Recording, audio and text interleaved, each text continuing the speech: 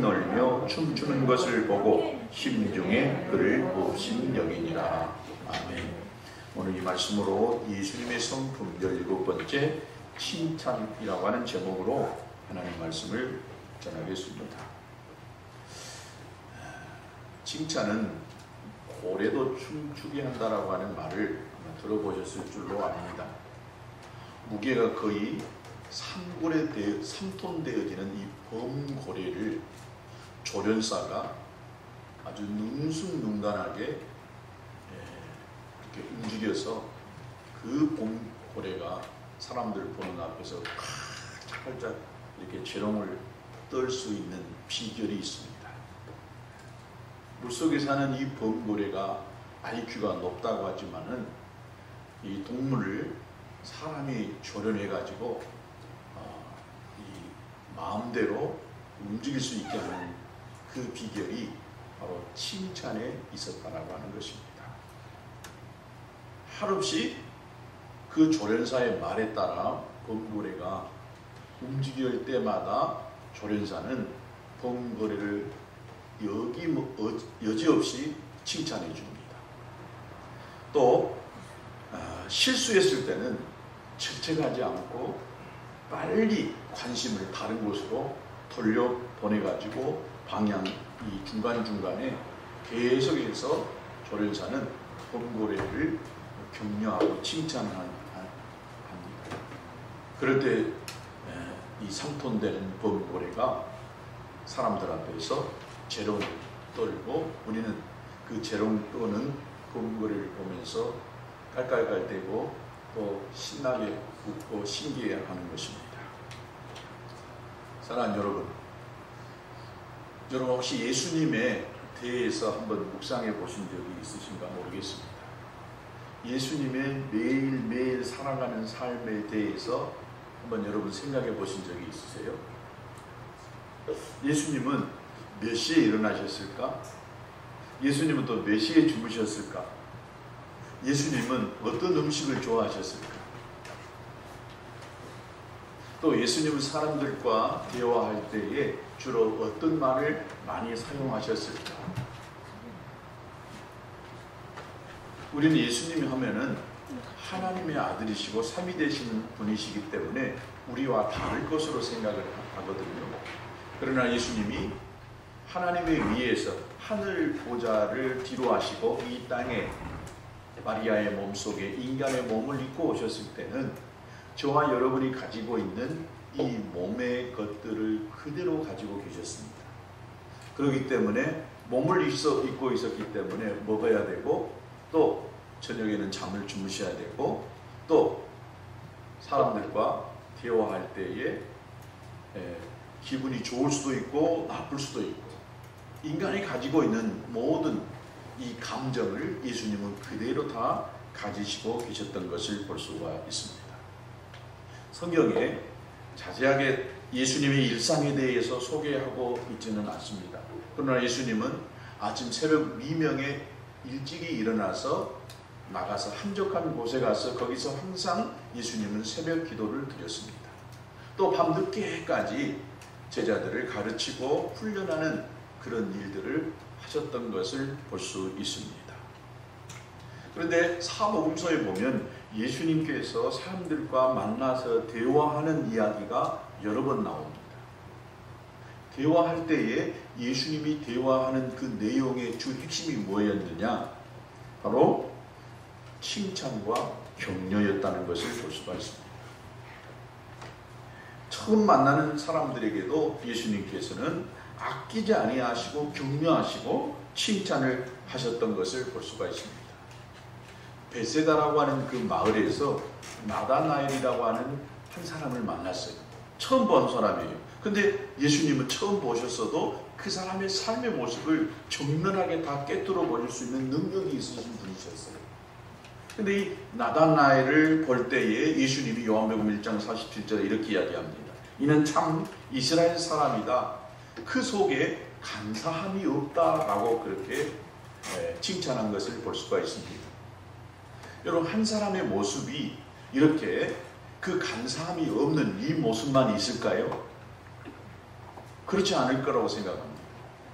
우리는 인간의 몸을 입고 있는 이상 우리 안에 이 간사함이 없는, 우리 안에 아주 깨끗한 모습만 있는 것이 아니라 남을 미워하는 마음도 있었을 것이고 시기하는 마음도 있었을 것이고 또 남에게 못한 짓을 했을 수도 있을 것입니다. 그럼에도 이 나다나엘의 이 성품 가운데에 간사함이 없는 그 모습을 예수님은 두드러지게 보시면서 그 부분을 칭찬하고 있었던 것을 볼 수가 있습니다. 또 가버나움이라고 하는 그 마을에 들어가셨을 때에는 거기에 한 백부장을 만납니다. 백부장은 로마의 군인 장교였어요. 그 휘하에 100명의 군인들을 거느리고 있는 중간 간부에 해당하는 사람이었습니다. 이 사람에게도 예수님이 뭐라겠냐? 마태복음 8장 10절에 이스라엘 중에 아무에게서도 이만한 믿음을 만나보지 못했다라고 했습니다. 로마 사람인데 이 사람을 향하여서 예수님께서 이스라엘 사람들보다 더 믿음이 있다라고 이렇게 칭찬했던 것을 볼 수가 있습니다. 또 두로와 시돈이라고 하는 지방으로 들어가셨을 때에 거기에 흉악한 귀신 들린 딸을 가진 그 어머니가 있었어요. 한 여인이 있었어요. 이 여인을 만났을 때에 그를 향하여 예수님께서 여자야 내 믿음이 크다 네 소원대로 되리라 라고 이렇게 예수님이 칭찬했습니다. 귀신 들린 그 딸을 본 그 여인, 그 딸을 데리고 사는 그 어머니의 마음이 얼마나 찢어지겠어요. 고통스럽겠습니까? 근데 이 여인이 가지고 있는 그 믿음이 그에 매우 컸다라고 예수님이 칭찬해 주셨던 것을 볼 수가 있습니다.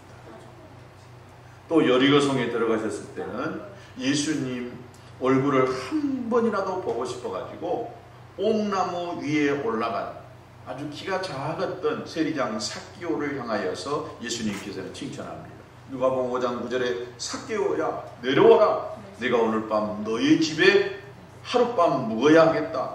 그리고 오늘 구원이 내 집에 이르렀다 라고 예수님께서 삭개오를 향하여 칭찬해 주셨습니다. 그리고 골고다 언덕 십자가상에서 자신이 죄인이라고 고백한 이 한 강도를 향하여서 누가복음 23장 43절에 오늘 네가 나와 함께 낙원에 있을 것이다 라고 이렇게 예수님께서 이 강도에게 칭찬과 격려의 또 축복의 말을 해주셨던 것을 볼 수가 있습니다. 이처럼 예수님은 사람들을 만났을 때에 그 사람의 좋은 점을 발견하고 또 칭찬하고 격려하고 축복해 주셨던 것을 볼 수가 있습니다. 우리도 예수님 닮아가길 원하시잖아요. 그렇죠? 예수님처럼 조금이라도 그렇게 예수님 닮아가는 모습을 가지고 살고 싶어 하잖아요. 이것이 내 머릿속에서만 머무른 것이 아니라 예수님의 하셨던 이런 칭찬과 격려, 축복의 모습을 우리가 본받아서 가능한 한 사람들에게 칭찬해주고 격려해주고 축복을 해주는 저와 여러분 되시기를 주님의 이름으로 축복합니다. 더 많이 격려하고 더 많이 칭찬해주고 더 많이 축복해주는 저와 여러분 되시기를 주의 이름으로 축복합니다. 스쳐 지나가는 사람들에게 한번 웃어주고 친절하게 대해주고 이것이 주님을 닮아가는 그리스도의 삶인 것입니다. 얼굴을 보면 저 사람이 모든 만 가지 다 고통을 가지고 가지고 있는 그 얼굴들 있잖아요. 얼굴만 보면은 그냥 나도 괴롭고 힘든 그 사람 보면은 그 사람 안에 예수님이 보이겠어요? 이 안에 예수님이 있으면은 얼굴을 보면은 활짝 피어 있어야 돼요. 그러니까 우리가 그런 훈련을 좀 할 필요가 있습니다. 제가 여러 번 이야기했지만 나이 40이 넘으면 그 얼굴에 책임을 지라고 했습니다. 잘생기고 못생기고 그건 사람의 기준입니다. 뭐냐? 얼굴의 이미지를 자기가 관리해야 된다는 거예요.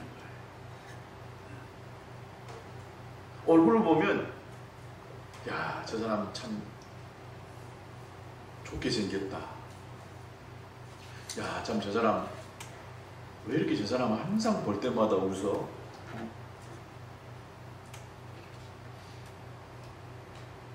그런데 하나 몸은 찡그리고 있어요. 저 사람 믿는 예수님 안 믿고 싶어. 큰 고민이 저렇게 많아가지고, 큰 힘든 일이 많아가지고 저럴까? 저 사람 가까이 가고 싶지 않아요. 항상 웃어주고 빵긋빵긋 또 저 사람 보면 에너지가 막 넘치는 사람 있잖아요. 그 사람하고는 같이 있고 싶고 대화를 하고 싶고 우리가 변화되어져야 됩니다. 아멘. 말씀이요, 여러분 내 귀에만 머무르는 것이 아니라 말씀 듣고 그렇게 살아가려고 얘를 써봐야 돼요. 저와 여러분이 바뀌어질 수 있게 되기를 주의 이름으로 축복합니다. 아는 사람들에게 참 좋아 보입니다. 오늘 옷이 참 멋있습니다. 오늘 헤어스타일이 참 좋아 보입니다. 너무 잘 어울리네요. 이렇게 칭찬하고 격려하고 축복해 줄 수 있는 저와 여러분이 되어야 됩니다. 여러분 사람들과의 관계의 정도는요, 내가 그 사람을 어떻게 대하느냐를 보면 그 사람과 나하고 얼마나 가까운 사람인지 그냥 알 수 있어요. 굉장히 조심스럽게 말하고 행동해요. 그러면 그 사람은 나에게 굉장히 조심스러운 사람이에요. 말도 내가 함부로 툭툭 던져요. 그럼 내가 함부로 대할 수 있는 사람이에요. 근데 함부로 대할 수 있는 사람보다도 내가 그 사람을 존중해주고 저 사람이 나를 참 사랑하는구나, 나를 좋게 보는구나 라고 하는 그런 이미지를 가질 수 있도록 그 말과 또 한번 보면 웃어주는 저와 여러분 되시기를 축복합니다.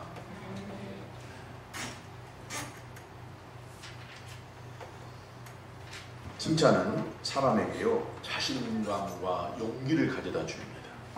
칭찬에는 확실하게 사람을 변화시키는 힘이 그 속에 있습니다. 힘이 그 속에 있어요. 제가 어렸을 때 학교를 다니는데 중학교 때인가 교장 선생님이요, 제 이름을 불러주는 거예요. 지금이 학생 수가 많이 왔지만 옛날에는 막 1000명, 2000명 됐을 때예요. 근데 교장 선생님이 내 이름을 불러줬어요. 담임 선생님도 아니고. 완전히 신나는 거예요. 신나는 거예요. 누가 나를 알아주고 칭찬해 줬을 때 그때부터는요, 학교 갈 맛이 나는 거예요. 선생님이 나를 이뻐해 줘요. 그러면은 매일 학교 가고 싶어. 우리 교회 이 선생님이 몇 분 계시는데 막 아이들도요 막 칭찬해주고 이뻐해주고 그래봐요. 그러면 아이들이 막 아마 선생님하고 따라 붙을 거예요. 우리 집사님들은 그런 분은 없겠지만 가끔 텔레비전 안 보는 데서 지어받고 막 꼬집고 막 발로 차기도 하고 어떤 경우는 이해가 되기도 해요. 얼마나 말을 안 들었으면 선생님이 그냥 꼬집었을까. 이해는 되긴 하지만 또 입장을 바꿔놓고 생각해보면 그 자식의 부모의 마음은 어떠겠어요. 속상하고 힘들어도 그냥 따뜻거려주고 칭찬해주고 이뻐해주는,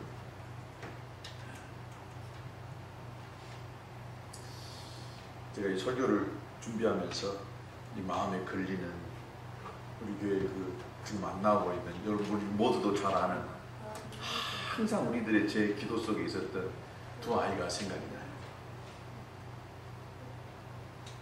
밖에서도 집에서도 항상 인정받지 못하고 문제아라고 그리고 항상 시비거리를 텄던 그 아이였어요. 근데 하여튼 교회는 매주 안 빠지고 왔어요. 교회 올 때마다 아침만 되면 주일날에는 저는 초비상이었어요. 혹시 얘가 다치진 않을까? 혹시 문제를 일으키지 않을까? 저도 화가 나서 그 아이에게 험한 말을 할 때도 몇 번 있었어요. 아이가 할 수 없는 막 선생님에게 춤을 뱉는다거나 발로 찬다거나 이런 것을 봤을 때는 목사인 저도 막 화가 치밀어 오더라고요. 그래서 매번 얘는 너는 더 이상 돌아오지 마라. 이 말이요 입에서 아주 막 매주마다 나왔어요.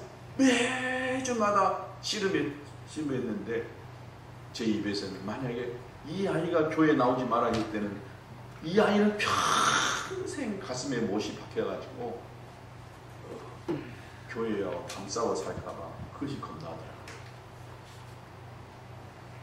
언젠가는 한번 토를 냈어요. 그랬더니 이 아이가 내가 교회에다가 불을 질러본다고 이렇게 막 도가니 말을 하더라고요. 그 마음 안에 상처가 얼마나 많다 보니까 잘해주고 좋은 것은요 한마디도 안 해요. 교회를 안 나오길래 제가 우리 사모님하고 그 집에 신방을 갔어요. 아버지도 만났어요. 엄마도 만났어요. 우리가 잘해주고 있던 말은 한마디도 안 하고 우리 사모님 뭐라 한 그 한마디에 이 가슴이 확 켜가지고 또 아버지도 그렇게 이야기하더라고요. 사모님이 뭐라 했다고. 그래도 참 칭찬해 줬으면 좋았을 텐데 라고 하는 그런 아쉬움이 제 마음속에 남습니다.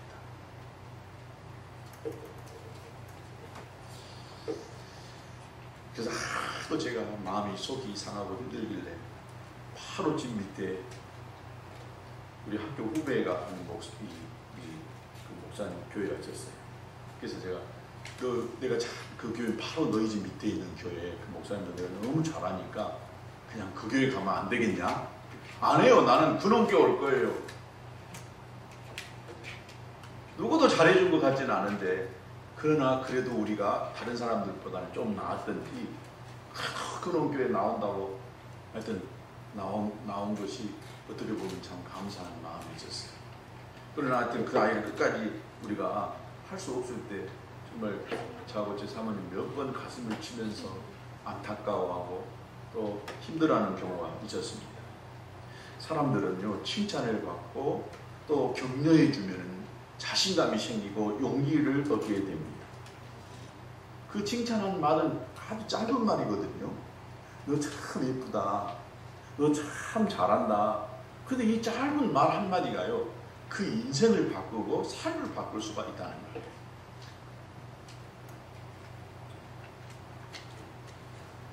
우리 사모님 하는 말이 아이들 그 학교에서 보니까 어떤 아이가 아주 5학년인데 아주 심한 말을 하더라는 거예요.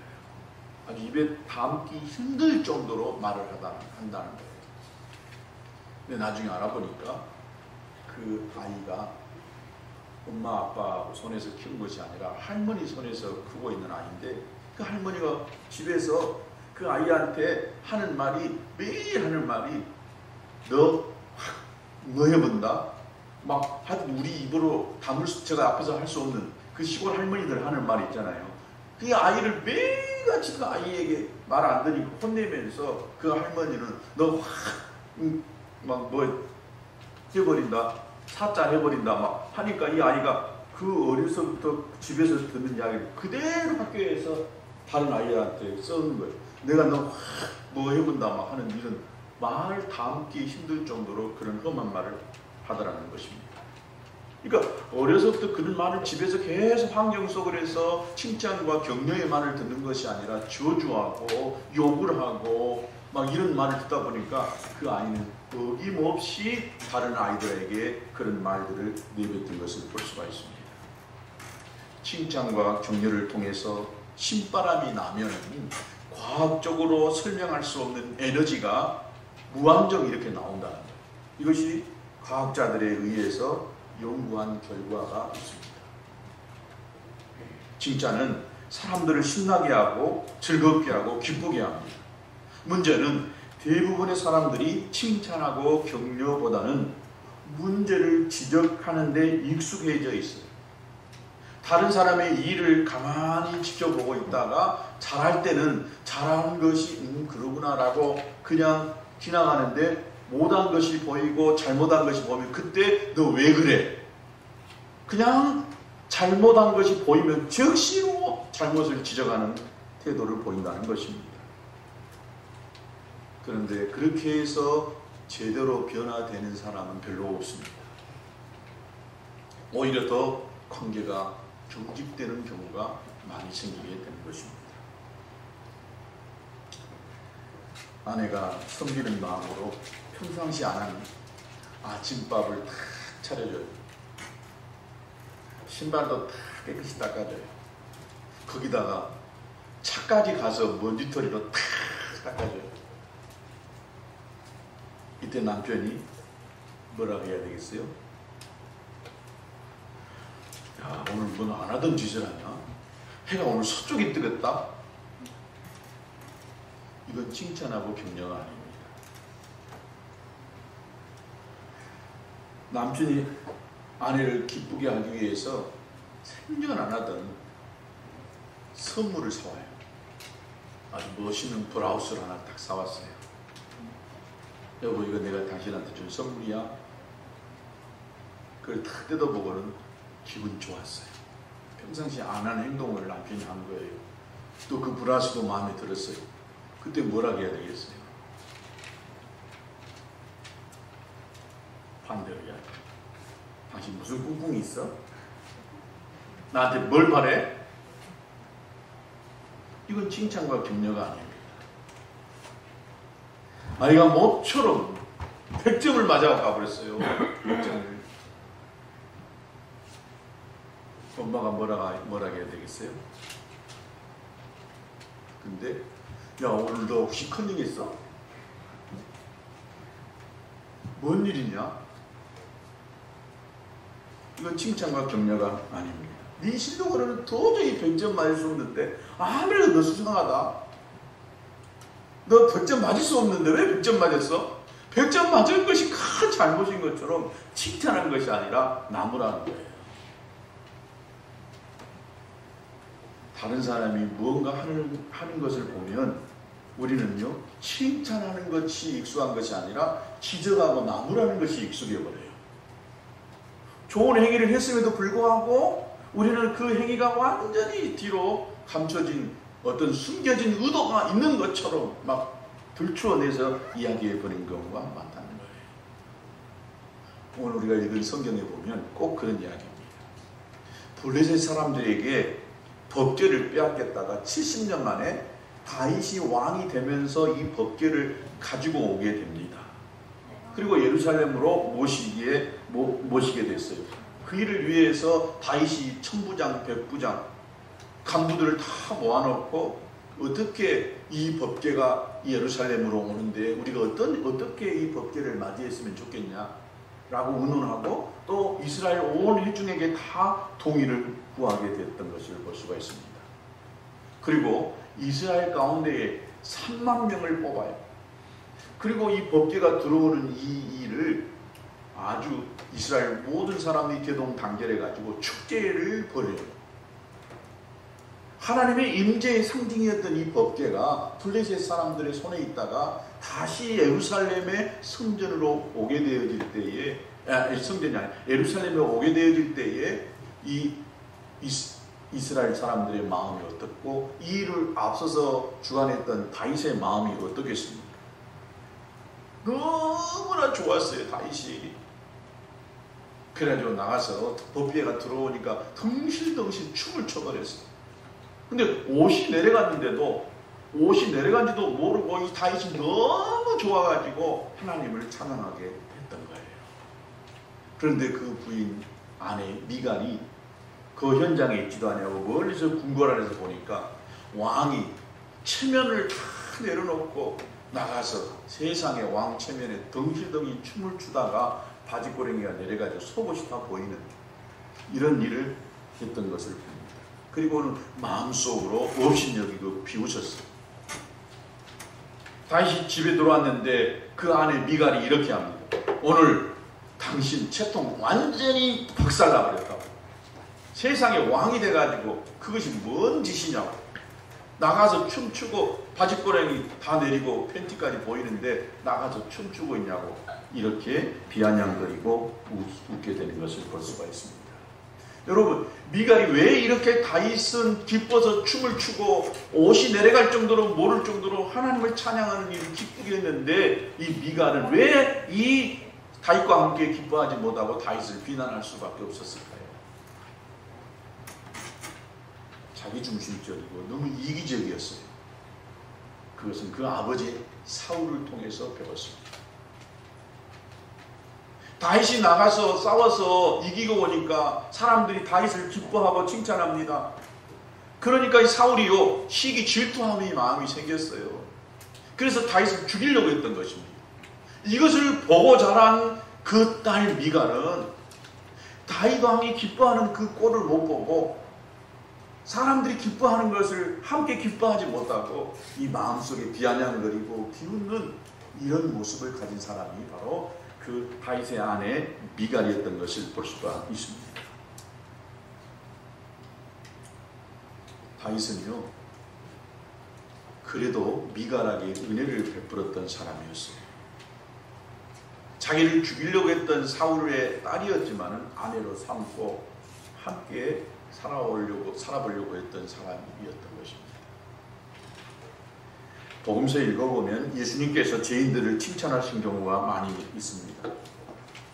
아까도 제가 이야기했던 것처럼 백부장 한 사람의 이 등장으로 인하여서 예수님께서 이만한 믿음을 가진 자가 없었다라고 이야기하고, 예수님이 자기 하인의 이 병을 고쳐줄 수 있다라고 하는 믿음을 가졌어요. 대단한 사람이었어요. 착한 사람이었어요. 그래서 예수님은 백부장에게 착한 마음과 믿음을 가졌다라고 이렇게 칭찬을 했거든요. 그러면서 가라, 네 믿음대로 될지어다 라고 했어요. 그래서 그 하인의 병이 고침을 받게 됐던 것을 볼 수가 있습니다. 예수님의 칭찬을 받은 이 백부장의 삶이 어떻게 됐느냐? 완전히 180도 바뀌어진 삶을 살아갔던 것입니다. 그는 로마의 군인이었지만 예수님을 만나고 나서는 예수님을 증언하는 증인의 삶을 살았던 것을 볼 수가 있습니다. 여러분, 칭찬 한마디는 이렇게 사람을 완전히 바꾸는 이런 엄청난 결과를 가져오게 되는 것입니다. 또 마태복음 9장에 보면 12해를 혈루증으로 앓았어요. 혈루증이라는 것은 여인이요, 하해라는 병이에요. 그러니까 항상 이 여인은 하해라면서 그 옷이 항상 벌겋게 젖어서 살아갈 수밖에 없었던 이 수치스럽고 불쌍한 여인이었습니다. 사람들은 그 사람을 저주받았다라고 그렇게 이야기했습니다. 그런데 예수님께서 이 여자를 인정하고 칭찬해 줍니다. 사람들은 그를 돌이켜보지도 않았고 그에게 관심을 두려고 하지도 않았습니다. 그런데 예수님은 가는 발걸음을 멈추고 돌이켜서 그 여자를 보시고 따라 안심해라, 내 믿음이 너를 구원하였다라고 그렇게 이야기합니다. 어떤 믿음이 있었느냐? 물론 이 여자에게 믿음이 있었어요. 예수님의 옷자락이라도 만지면 자기 병이 나을 것이라고 하는 그 믿음이 있어가지고 예수님 옷자락을 스쳐 지나갈 때 살짝 건드렸거든요. 근데 예수님은 이 믿음을 보신 거예요. 그리고 칭찬했습니다. 이 여인의 삶이 어떻게 됐을까요? 이때 예수님의 칭찬 한마디로 인하여서 그 병이 고쳐지고 병 고침 받은 이 여인은 나중에 분명 예수님을 증언하는 그런 예수님의 사람이 되어졌을 줄로 믿습니다. 우리는 다른 사람의 수고하는 모습을 보고 칭찬하며 격려해야 합니다. 칭찬 한마디가 사람을 움직이는 것입니다. 저도 참 칭찬을 잘 못해요. 칭찬하고 싶지만 칭찬이 잘 안 돼요. 습관이 잘 안 됐다 보니까. 매일 신실하게 새벽 예배를 함께 드리는 우리 박종래 집사님, 안현식 집사님, 날마다 내가 칭찬해주고 축복해줘야 되거든. 근데 그게 잘 안 되더라.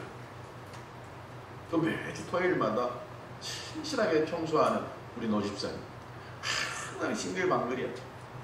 친절히 몸에 배웠어요. 어제도 교회 올라오다가 나이 드신 할머니가 짐을 이렇게 가지고 갈 수 없으니까 안타까워가지고 와가지고 막 뭐라고 하더라고. 그 마음속에 친절함이 있구나. 보통 사람들은 그냥 지나가 버리거든요. 할머니가 앉아있을지라도 아, 저 사람 힘들고 앉아있구나.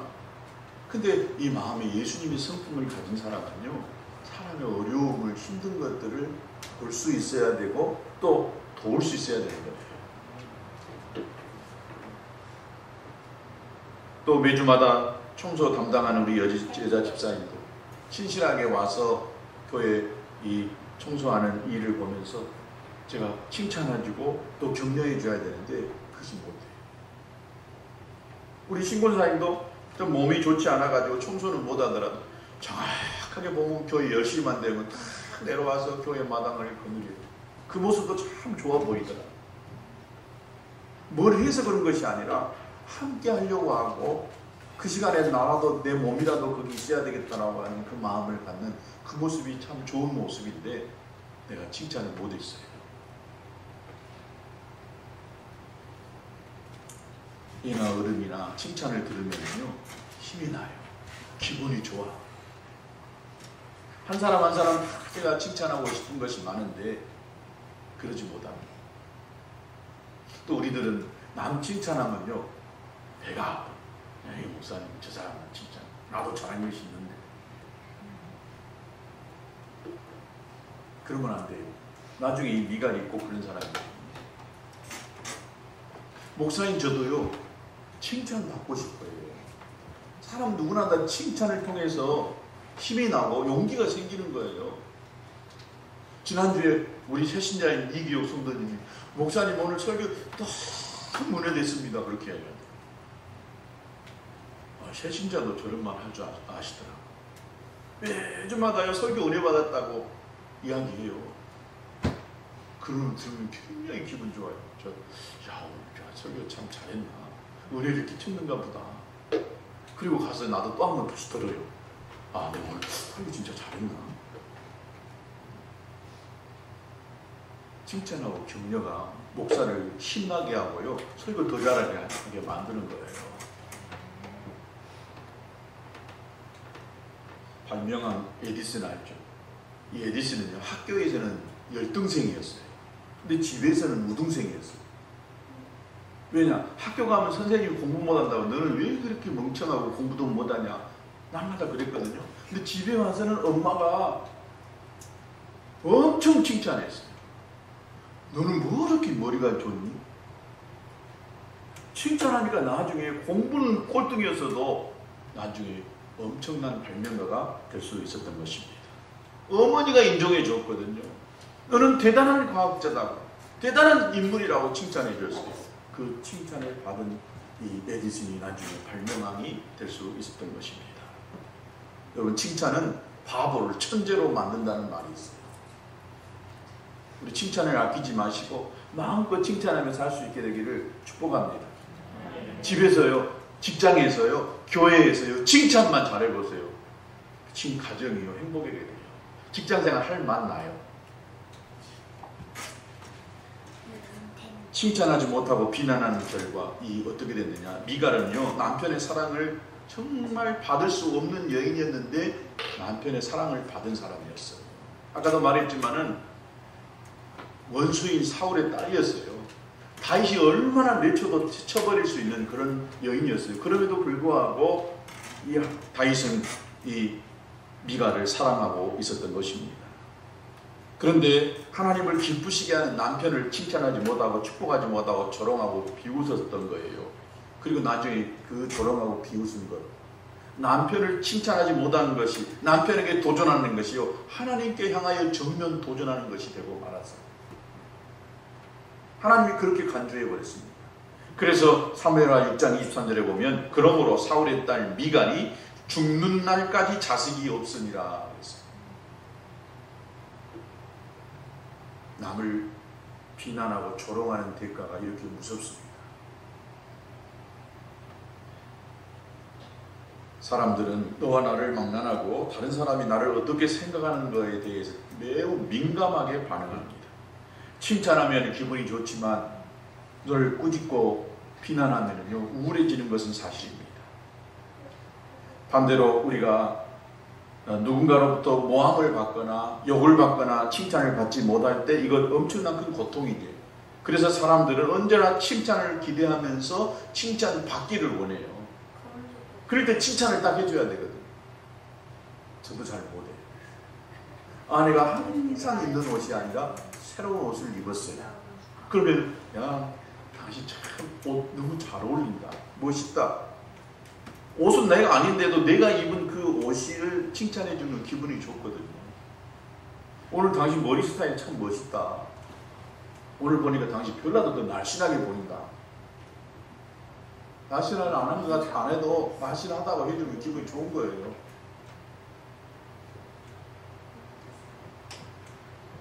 인정하고 칭찬은 좀 다릅니다. 인정은 존재 자체에 대해서 긍정적인 말을 해주는 것이지만 칭찬은요, 긍정적인 반응해 주는 것을 넘어가지고 최고로 인정해 주는 것이 칭찬입니다. 근데 칭찬하는 데에는 몇 가지 법칙이 있어요. 진심으로 해야 돼요. 진심으로. 입에 발린 소리로 해서는 안 된다는 거예요. 여러분, 사기꾼들은요, 입에 발린 소리를 잘해요. 한심을 사기 위해서 또 이익을 추구하기 위해서 하는 그런 사기꾼의 칭찬은 순수하지 않기 때문에 나중에 상처를 주게 되는 것을 봅니다. 칭찬은 내 유익을 위해서가 아니라 그 사람의 위에서 마음속에서 우러나와서 해야 되는 거예요. 칭찬해주면 저 사람이 나를 좋게 보니까 하는 그 말은 진짜 칭찬이 아니다는 거예요. 부부싸움을 해서 마음이 편하지 않는 부부에게 오늘 참 얼굴이 참 좋아 보입니다. 그 사람이 내가 오늘 지금 뭔 일이 있었는지 비꼬는 말이 될 수가 있거든요. 몸이 좀 뚱뚱한 사람이에요. 근데 참 몸이 예쁘고 날씬하네요.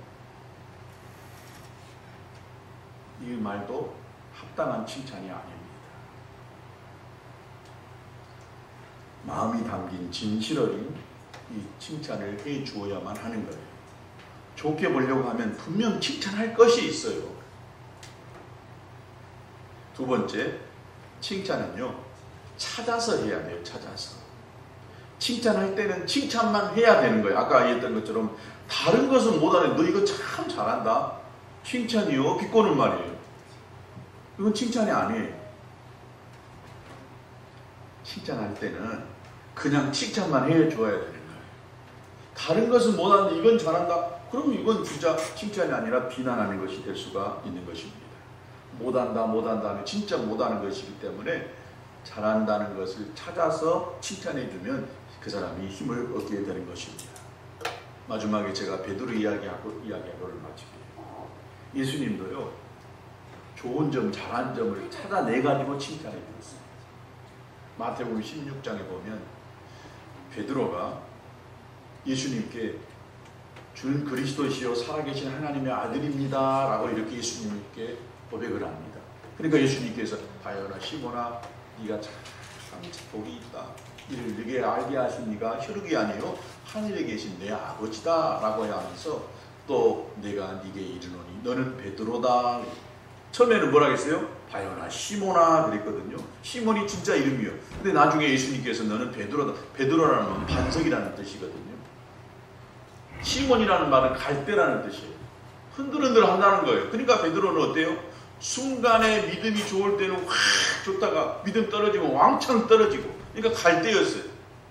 그런데 이제 예수님께서 너는 이제 베드로다 라고 이렇게 말해요. 그러면서 이 반석 위에, 그러니까 베드로 너 위에 또는 너의 신앙의 고백 위에 내가 교회를 세운다. 그런데 음부의 권세가 이기지 못할 것이다. 그러면서 내가 천국 열쇠를 네게 줄 거니까 네가 땅에서 무엇이든지 매면 하늘에서도 매이고 네가 땅에서 무엇이든지 풀면 하늘에서도 풀릴 것이다 라고 이렇게 예수님이 축복의 말씀을 해줘요. 이 말을 듣고 나서도 베드로는 예수님의 십자가의 상에서 예수님을 3번씩이나 부인했어요. 그리고 예수님은 부활하셨어요.